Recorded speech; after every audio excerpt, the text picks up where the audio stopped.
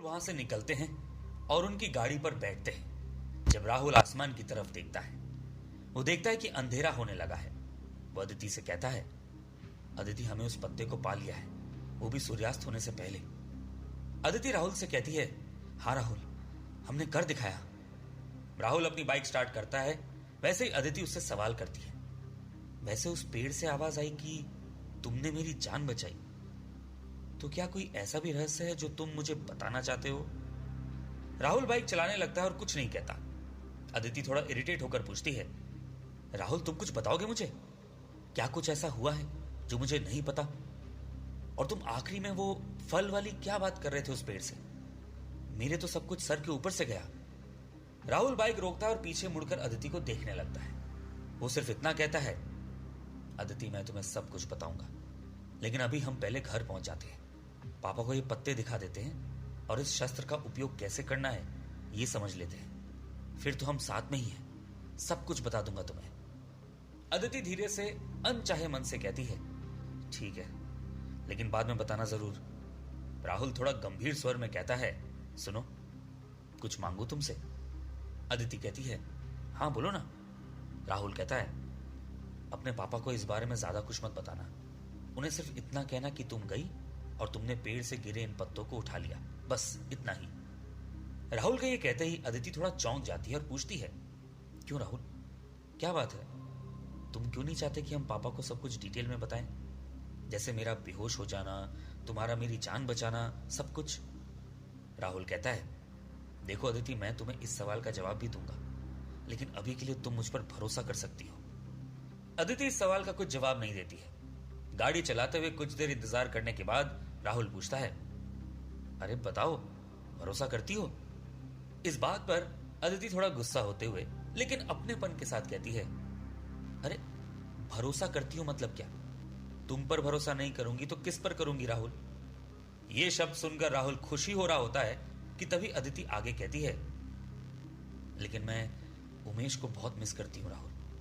न जाने कैसा होगा वो। बस यही सोच रही हूं कि उस रॉकी और उसके दोस्तों ने उसके साथ और मारपीट ना की हो। पहले वो परेशान हुआ और फिर अब तुम परेशान हो रहे हो मेरी वजह से। कभी कभी तो लगता है कि उस दिन मुझे रॉकी को चाटा नहीं मारना चाहिए था, पुलिस के हवाले नहीं करना चाहिए था, तो शायद ये सब नहीं होता हमारे साथ। ये सुनते ही राहुल तुरंत गाड़ी रोकता है और गाड़ी से उतरकर कहता है, देखो अदिति, ये कभी मत सोचना, तुमने जो किया वो बिल्कुल ठीक किया था। मैं तो कहता हूं हर लड़की को ऐसे लड़कों को तमाचा भी मारना चाहिए और पुलिस के हवाले भी करना चाहिए।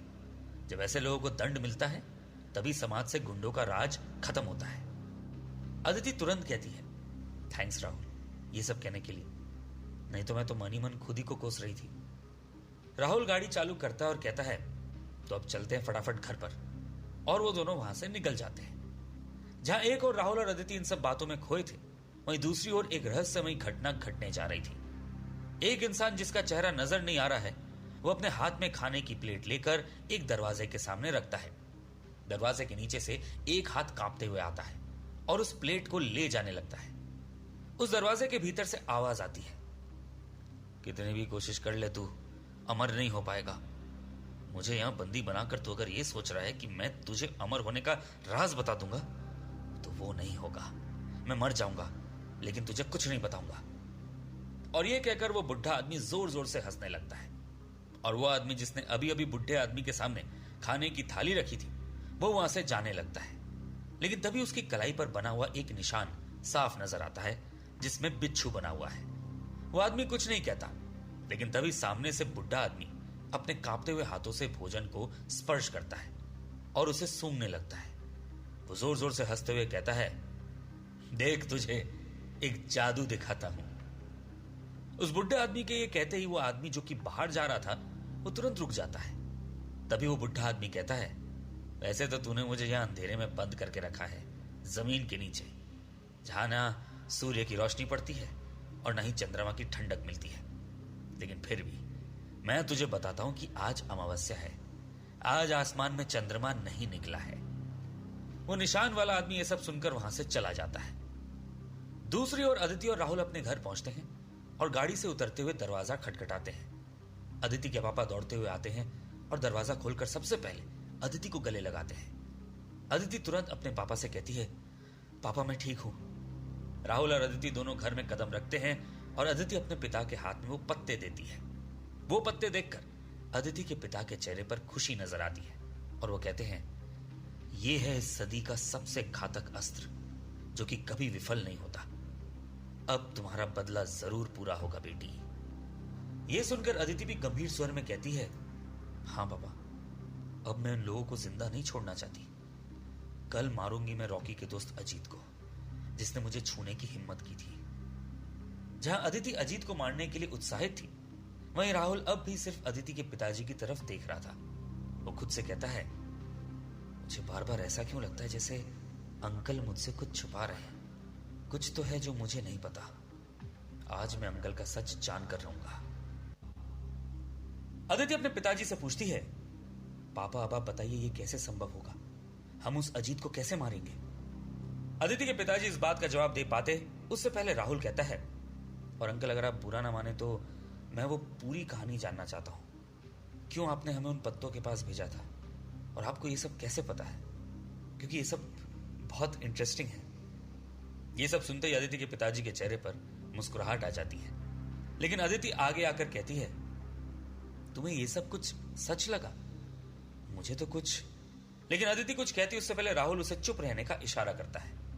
अदिति के पिताजी ये नोटिस करते हैं और वो कहते हैं, बिल्कुल, ये पूरी कहानी तुम लोगों को बताऊंगा मैं, लेकिन सबसे पहले हमें अजीत को मारना है, तो उसके लिए योजना बना लेते हैं। अदिति कहती है, हाँ पापा, राहुल ने अजीत के बारे में कुछ डिटेल्स निकाल कर रखी है। राहुल कहता है, हाँ अंकल, दरअसल अजीत हर हफ्ते बुधवार के दिन अपनी गर्लफ्रेंड से मिलने जाता है और ये फिक्स है। शहर से दूर उसका एक फार्म हाउस है। यह सुनकर अदिति के पिताजी तुरंत कहते हैं, कल बुधवार है तो उसकी मौत कल ही होगी। बस हमें उसके शरीर का एक बूंद खून कहीं से जुगाड़ना होगा। अगर सिर्फ एक बूंद खून मैं इस पत्ते पर डाल दूं तो उस व्यक्ति की मौत हो जाएगी और यह बात कोई पता भी नहीं कर सकेगा कि इस मौत के पीछे अदिति का हाथ है। अदिति और राहुल भी यह सुनकर सोचने लगते हैं। तभी राहुल कहता है, अंकल लेकिन उसके शरीर का एक बूंद खून निकालेंगे तो उसे पता नहीं चलेगा। अंकल कुछ कहते उससे पहले अदिति कुछ सोचते हुए कहती है, मुझे पता चल गया कि ये कैसे होगा। अदिति के पिता और राहुल दोनों एक साथ पूछते हैं, कैसे? अदिति बताना शुरू करती है। वो कहती है, अगर वो हर बुधवार को फार्म हाउस पर लड़की से मिलता है, इसका मतलब यह है कि वो शौकीन है, और इसका मतलब यह है कि वो खुद को टिप टॉप रखने के लिए सैलून भी जाता होगा। बस वहीं जब वो शेव करवा रहा होगा तो तब उसका एक बूंद खून हमें मिल सकता है। यह सुनकर अदिति के पिताजी और राहुल दोनों अदिति को देखने लगते हैं। तभी राहुल कहता है, वाह अदिति, मान गए तुम्हें। ये क्रिमिनल माइंड कहां से आया तुम में? अदिति के पिताजी भी कहते हैं, तो ठीक है, कल सुबह ये काम करेंगे। सुबह उसका खून लेंगे और शाम तक उसकी मौत हो जाएगी। अदिति राहुल से कहती है, राहुल ये खून का काम तुम्हें ही करना होगा, क्योंकि मैं अगर उसके आसपास भी पहुंची तो उसे शक हो जाएगा। राहुल तुरंत कहता है, हाँ बिल्कुल, और कल इस अजीत के मरने के बाद हमें वो कहानी सुनने को मिलेगी। अदिति के पिता हाँ में गर्दन हिलाते हैं और राहुल वहां से निकलने लगता है। वो जैसे ही कदम आगे बढ़ाता है तभी उसका ध्यान दीवार पर लगी पेंटिंग पर फिर से जाता है और उस पेंटिंग को देखकर राहुल के पैरों तले जमीन खिसक जाती है। वो बहुत बुरी तरह चौंक जाता है और उस पेंटिंग को घूर कर देखने लगता है। तभी अदिति कहती है, राहुल क्या हुआ? राहुल कहता है, नहीं कुछ नहीं, और वो बिना कुछ कहे यहां से चला जाता है, जैसे वो अभी अदिति और उसके पिता के सामने कुछ नहीं कहना चाहता हो। राहुल सीधे घर से बाहर चले जाता है और अपनी बाइक पर बैठकर वहां से निकलता है। रात का वक्त होता है। अदिति अपने कमरे में है और वो अपना मोबाइल फोन उमेश का फोटो देख रही है। उसकी आंख से एक आंसू गिरता है और वो रोते हुए खुद से कहती है, मुझे नहीं पता उमेश तुम कहां हो, लेकिन जहां भी हो बस भगवान से यही प्रार्थना है कि तुम सेफ रहो। रॉकी और उसकी गैंग ने जो हमारे साथ किया है, कल मैं उस किए का बदला लूंगी उनसे। ये कहते हुए अदिति अपना फोन बंद करती है और सोने की कोशिश करने लगती है। अगले दिन की सुबह के साथ सूर्य की रोशनी अदिति के चेहरे पर पड़ती है और वो जैसे ही अपनी आंखें खोलती है, उसके सामने उसके पिताजी बैठे हैं। पापा को सामने देखकर वो थोड़ा घबरा जाती है। वो अपने पिताजी से पूछती है, पापा आप यहां, क्या बात है? अदिति के पिताजी कहते हैं, बेटा मुझे तुमसे एक वचन चाहिए था, बोलो उस वचन को पूरा करोगी? अदिति बिना कुछ सोचे कहती है, हाँ पापा बिल्कुल, आप जैसा कहेंगे मैं वैसा करूंगी। आखिर आपके आशीर्वाद से ही तो मैं आज अपने बदले की शुरुआत करने जा रही हूं। आप कहिए क्या वचन चाहिए आपको? अदिति के पिता एक लकड़ी का संदूक अदिति को दिखाते हैं और कहते हैं, बेटा तुम्हें सिर्फ इतना करना है कि जैसे ही तुम उस व्यक्ति को मारोगी, उस व्यक्ति के मरने के बाद तुम्हें वो पत्ता मुझे देना होगा। तो अगर तुम 4 लोगों को मारोगी तो उन लोगों के मरते ही एक एक करके तुम्हें मुझे वो पत्ते लौटाने होंगे। मैं उन पत्तों को संदूक में रखकर कहीं गाड़ दूंगा, जिससे तुम पर इस अपराध का कोई नकारात्मक प्रभाव ना पड़े। अदिति तुरंत अपने पापा को हग करते हुए कहती है, मुझे पता था पापा, आप कभी भी मुझसे कुछ मांगते हैं तो उसमें मेरा भला ही होता है। मैं वचन देती हूं कि मैं आपको वो पत्ते जरूर लौटाऊंगी। अदिति वचन देती है और उसी के साथ अपने पिताजी से एक सवाल करती है, पापा एक बात पूछूं मैं आपसे? जब उस पेड़ से एक डाल गिरी तब उसमें 6 पत्ते थे, लेकिन मुझे तो केवल 4 लोगों को मारना है। फिर ये 2 पत्ते एक्स्ट्रा क्यों मिले हैं मुझे? बस मुझे ये समझ नहीं आया। अदिति की बात सुनकर उसके पिताजी चौंक जाते हैं। वो भी सोचने लगते हैं कि ऐसा क्यों हुआ होगा, और वो अदिति से कहते हैं, अदिति इसका मतलब ये है कि तुम्हें 4 नहीं 6 लोगों को मारना होगा, और तुम्हारे साथ जो छेड़छाड़ हुई है खंडर में, उसमें कोई और भी है जो शामिल है और तुम्हें उसके बारे में नहीं पता। यह सुनकर अदिति पूरी तरह चौंक जाती है। वो सोचने लगती है कि तभी उसके फोन पर राहुल का मैसेज आता है, गेम शुरू हो चुका है। राहुल का उसके दोस्त अशोक का कॉल आता है, भाई मेरी नजर है अजीत पर, वो निकल चुका है यहां से कार में और अब सीधे सलून जाएगा। राहुल ये सुनते ही उस सलून की तरफ निकल जाता है और सलून पर पहुंचते ही उस सलून वाले के हाथ में एक 500 रुपए का नोट रखता है और कहता है, देख देखो कोई टेंशन नहीं लेना है, सिर्फ इतना काम करना है कि उसकी दाढ़ी बनाते समय एक छोटा सा कट लगाना है उसकी दाढ़ी पर, और उस खून को अपने उस्तरे पर लगे रहने देना है। तो दूसरे उस्तरे से उसकी दाढ़ी बनाना और वो उस्तरा जिस पर खून लगा है मुझे दे देना। 500 तुझे अभी दिए हैं, 500 काम हो जाने के बाद दूंगा।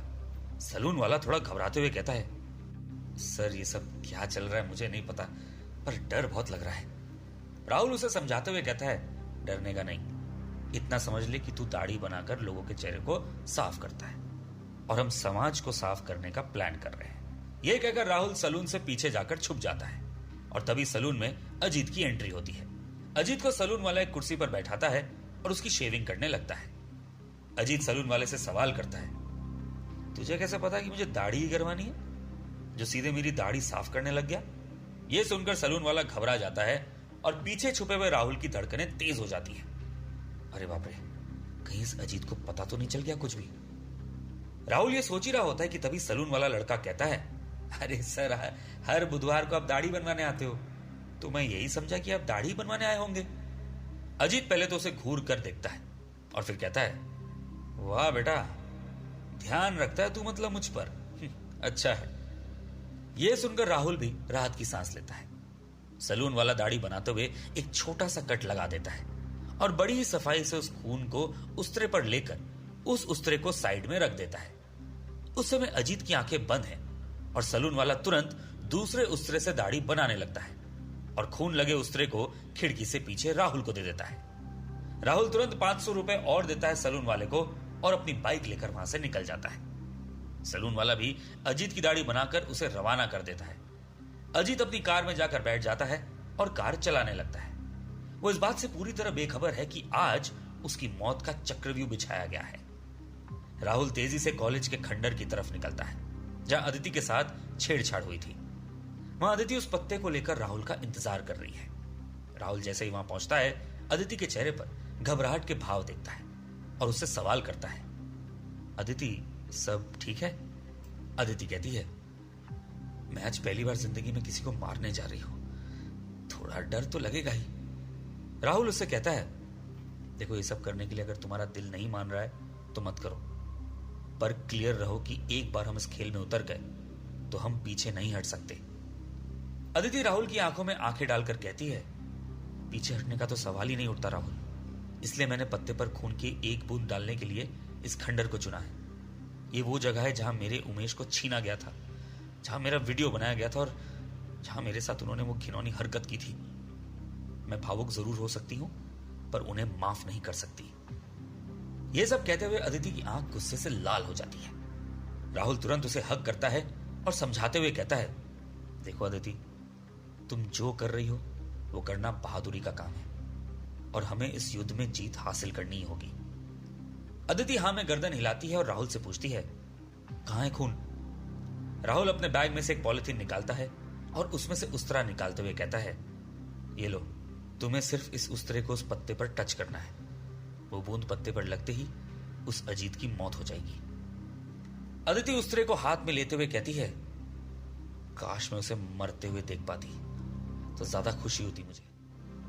ये कहते हुए अदिति उस उस्तरे पर लगे एक बूंद खून को पत्ते पर लगाने लगती है और पत्ते पर खून की एक बूंद लगते ही कुछ ऐसा होता है जिसे देखकर अदिति और राहुल पूरी तरह चौंक जाते हैं। वो देखते हैं कि उस हरे रंग के पत्ते पर अब एक दृश्य नजर आ रहा है जिसमें अजीत गाड़ी चला रहा है। उसके हाथ में एक सिगरेट है और म्यूजिक बहुत तेज है।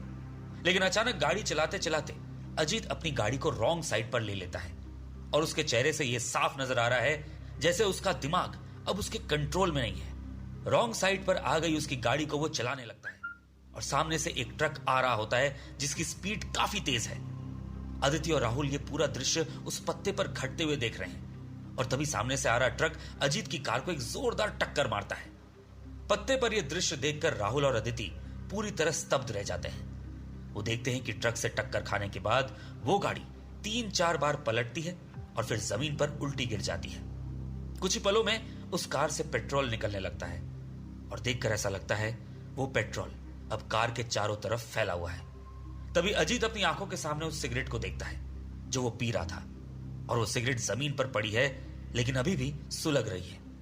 पेट्रोल की एक धारा उस सुलगती सिगरेट की तरफ आती है और देखते ही देखते वहां आग लगती है और एक जोरदार धमाके के साथ उस कार के चिथड़े चिथड़े उड़ जाते हैं। यह दृश्य देखकर राहुल और अदिति बहुत बुरी तरह घबरा जाते हैं। उनकी आंखों के सामने वो पत्ता जिस पर वो सब कुछ देख रहे थे, वो पत्ता हरे रंग से लाल रंग में बदलने लगता है जैसे अब उसका उपयोग पूरा हो चुका है।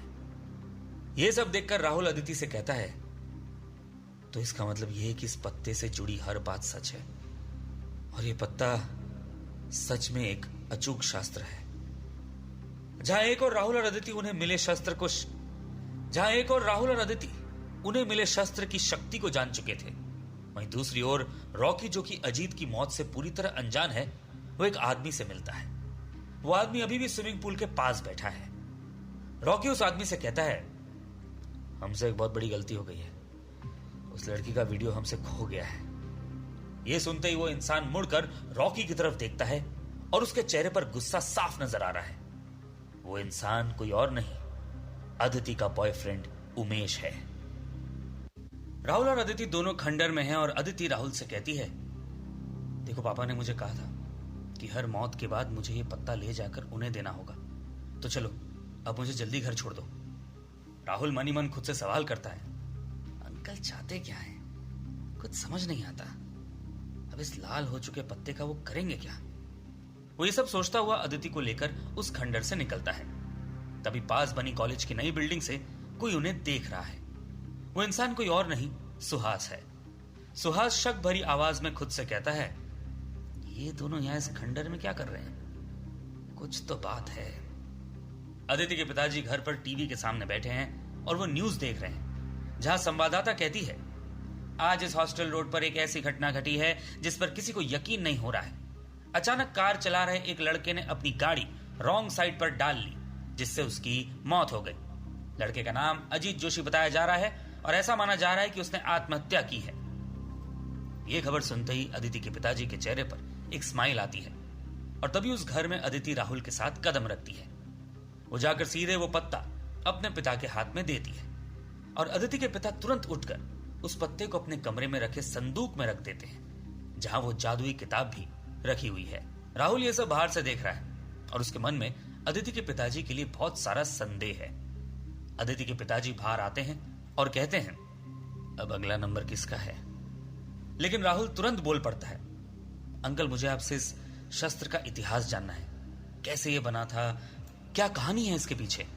अदिति के पिताजी कहते हैं, ठीक है बैठो दोनों, मैं आज तुम्हें बताता हूं कि इस शस्त्र का इतिहास क्या है। अदिति के पिता कांतिलाल शर्मा घर के सारे दरवाजे बंद करते हुए कहानी शुरू करते हैं। आज से तकरीबन 500 साल पहले एक किसान खेती करके अपना और अपने परिवार का पालन पोषण करता था। एक दिन उसके घर पर उस राज्य के राजा आए और किसान की सुंदर बेटी को देखकर उन्होंने किसान के सामने उस लड़की से विवाह करने का प्रस्ताव रखा, लेकिन साथ ही उन्होंने यह भी कहा कि मैं तुम्हारी बेटी से शादी करूंगा और उसके बदले में तुम्हें बहुत सारा धन भी दूंगा, लेकिन मेरा और तुम्हारी बेटी का विवाह होने के बाद तुम और तुम्हारा परिवार कभी अपनी बेटी से नहीं मिलोगे। मैं तुम्हारी छोटी बेटी और बेटे के लिए पर्याप्त धन दूंगा और तुम सब इस गांव को छोड़कर चले जाओगे। राजा की यह बात सुनकर किसान और उनका परिवार घबरा गया, लेकिन उनके पास हाँ बोलने के सिवाय कोई विकल्प भी नहीं था। राजा से विवाह होने के बाद किसान और उसका परिवार उस गांव से चले गए। वो हमेशा यह समझकर खुश रहे कि उनकी बेटी राजा के साथ बहुत खुश होगी, लेकिन असलियत कुछ और ही थी। उस राजा ने किसान की बेटी को कई दिनों तक अपने पास रखा और फिर एक दिन उसने उस लड़की को मार दिया। वो दिन अमावस्या का दिन था। उस रात राजा ने अमावस्या के काले अंधेरे में उस लड़की के रक्त को पीना शुरू कर दिया, क्योंकि उसे उसकी मां ने कहा था कि अमावस्या की रात अपनी पत्नी को मारकर उसका खून पीने से पति अमर हो जाता है। प्रजा को राजा की मानसिक स्थिति की भनक भी नहीं थी और इसलिए किसी को राजा का सच नहीं पता चलता था। लेकिन राजभवन में काम कर रहे एक नौकर ने जब अचानक किसान की बेटी को महल से गायब होते देखा तो उसने किसान को इसकी सूचना दी और राजा का सारा रहस्य बताया। राजभवन के उस नौकर से सारा सच सुनकर किसान खूब रोया। वो बहुत रोया क्योंकि वो बेसहारा था। वो राजा का कुछ नहीं बिगाड़ सकता था, लेकिन रोते रोते उसकी आंखों से आंसू की एक बूंद पास लगे पेड़ की जड़ों में गई थी और वो सूखा पेड़ मानो जागृत हो गया। वो सूखा पेड़ कुछ ही पलों में हरा भरा हो गया और ये सब देखकर किसान के पैरों तले जमीन खिसक गई। उस पेड़ में से एक आवाज आई, जाओ इस पत्ते पर राजा के खून की एक बूंद डाल दो, इससे राजा की मृत्यु हो जाएगी। किसान ने ठीक वैसा ही किया, बल्कि उसने राजा के साथ उसकी मां के भी रक्त की एक बूंद अपने पास रख ली और उन बूंदों को उसने 2 अलग अलग पत्तों पर डालना शुरू कर दिया। जिसके बाद राजमहल के भीतर एक शेर को खाना खिलाते हुए उन दोनों की मृत्यु हो गई। वो मौत बड़ी रहस्यमयी थी, क्योंकि कहा जाता है कि वो शेर पिंजरे के अंदर था तो राजा और उनकी मां को उस पिंजरे के भीतर जाने की जरूरत क्या थी। लेकिन किसान सब जानता था कि ये सब कुछ उस पेड़ की महिमा के कारण हुआ है और उसके बाद उस किसान ने खुद के भी प्राण त्याग दिए। लेकिन मरने से पहले ये सारी कहानी वो अपने बेटे को बता कर गया, जिसने उस पेड़ के ऊपर पूरी पुस्तक लिखी।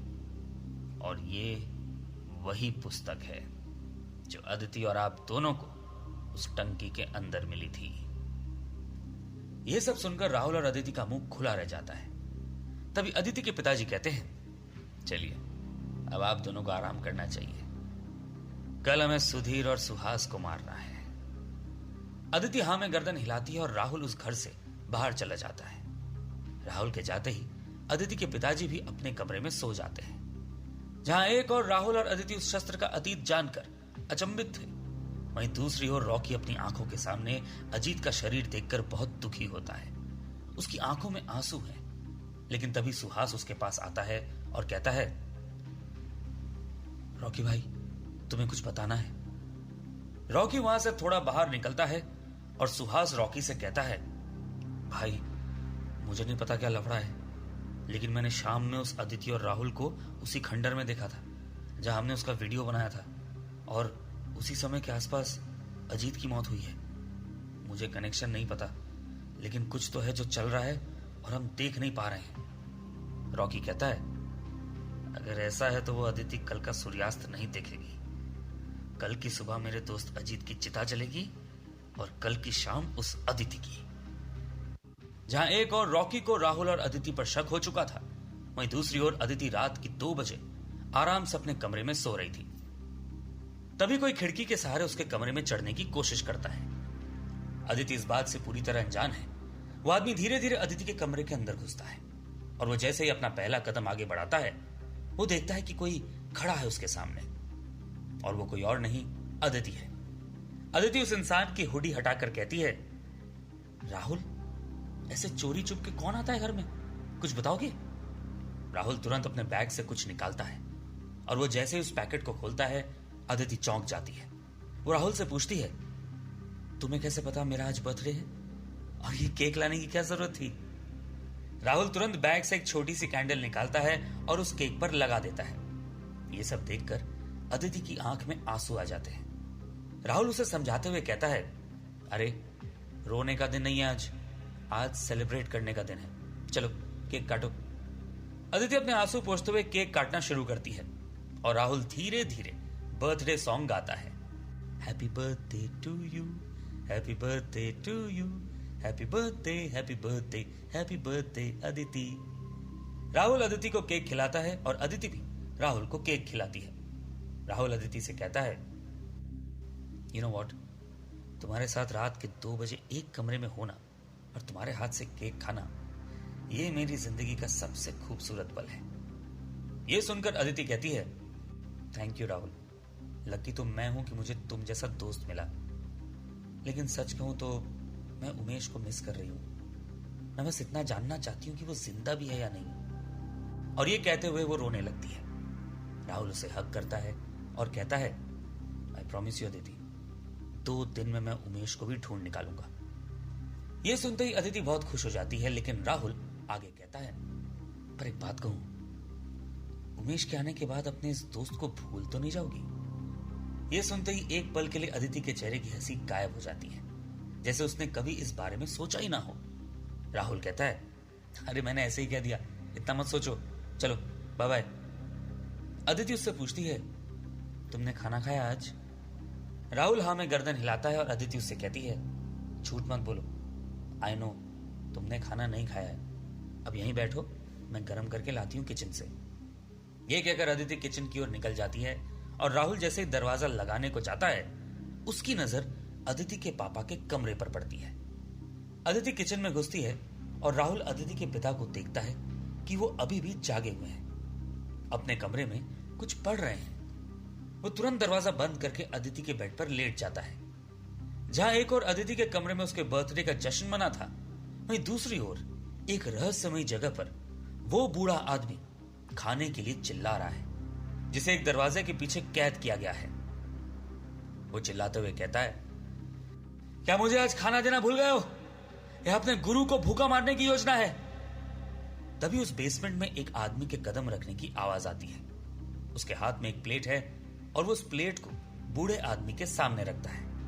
उस प्लेट में एक रोटी रखी हुई है और वो बूढ़ा आदमी कांपते हुए हाथों से उस प्लेट को अंदर की तरफ खींचने लगता है और उस आदमी से कहता है, क्या हुआ, अमर होने का रहस्य नहीं मिल रहा है क्या? तुम्हें कभी वो रहस्य नहीं मिलेगा और ना ही कभी तुम वो पत्ते इकट्ठे कर पाओगे। तभी वो सामने खड़ा इंसान जिसने रोटी दी थी इस बूढ़े आदमी को और जिसके हाथ पर एक अजीब सा निशान है, वो तुरंत रोशनी में आता है। उस इंसान को देखकर सामने दरवाजे में कैद बुढ़ा आदमी कहता है, बहुत अच्छा लगा तुझे देखकर, कितने सालों बाद देख रहा हूं। मेरी बेटी को तो तूने मार दिया, अब कम से कम उसकी बेटी को तो बख्श दे। तभी सामने से आवाज आती है, जब तक वो प्राप्त ना कर लूं जो मुझे चाहिए, तब तक किसी को नहीं छोड़ूंगा। रोशनी में उस आदमी का चेहरा नजर आता है। वो कोई और नहीं है बल्कि अदिति के पिताजी हैं, कांतिलाल शर्मा। वो सामने कैद आदमी से कहते हैं, गुरुजी, क्या फर्क पड़ जाएगा अगर आप मुझे अमर होने का रहस्य बता देंगे तो मैं आपको आजाद कर दूंगा, और अगर आपने मुझे नहीं बताया वो रहस्य तो भी मैं खुद उस रहस्य को जान लूंगा, क्योंकि अब मेरे पास वो लड़की अदिति और उसका दोस्त राहुल है। मैं उनके माध्यम से सब जान लूंगा। यह कहकर वो आदमी जोर जोर से हंसने लगता है और उसकी हंसी की आवाज से पूरा बेसमेंट गूंजने लगता है। यह सुनकर सामने कैद गुरुजी का आत्मविश्वास हिल जाता है और वो अपनी थाली बाहर की तरफ खिसका देते हैं। कांतीलाल उनसे पूछता है, क्या हुआ बुड्ढे, तू खामोश क्यों हो गया? तू खामोश क्यों हो गया? चल तुझे एक ऑफर देता हूं, मुझे बता दे वो रहस्य कि अमर होने के लिए क्या करना होता है। मैं तुझे और तेरी नाती अदिति को हमेशा के लिए आजाद कर दूंगा। वादा करता हूं बुड्ढे, बस मुझे वो रहस्य बता दे। जहां एक और अदिति के पिता कांतीलाल का असली रूप सामने आ रहा था, वहीं दूसरी ओर राहुल अदिति के कमरे में एक तस्वीर देखता है जिसमें उसे अदिति के पिता के हाथों पर एक निशान नजर आता है। वो उस निशान को देखकर चौंक जाता है और खुद से कहता है, ऐसा कैसे हो सकता है? ये तो वही निशान है जो मैंने उस किताब में देखा था।